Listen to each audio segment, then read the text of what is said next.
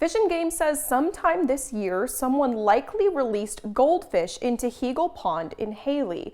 It's a small action, but biologists say it has big consequences. Its impacts to that system could have been catastrophic. Goldfish are a member of the carp family, a species not native to the Wood River Basin, and there were thousands of them in the pond. It's common up there in spring for that pond to flood and wash those fish down to Magic Reservoir.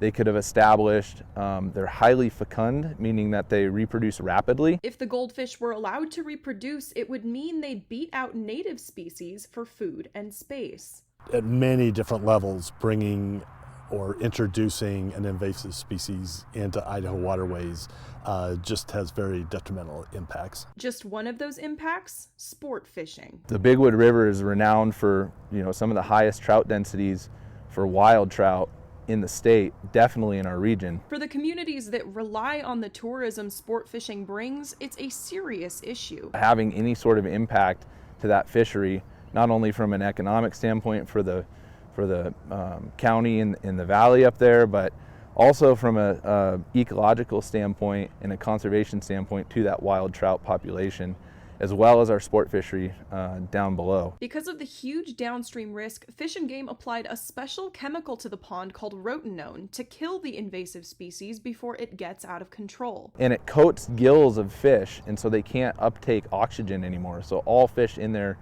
will die because of a lack of oxygen. Fish and Game says they plan to restock the pond this spring. In Twin Falls, Natasha Williams, Idaho News 6.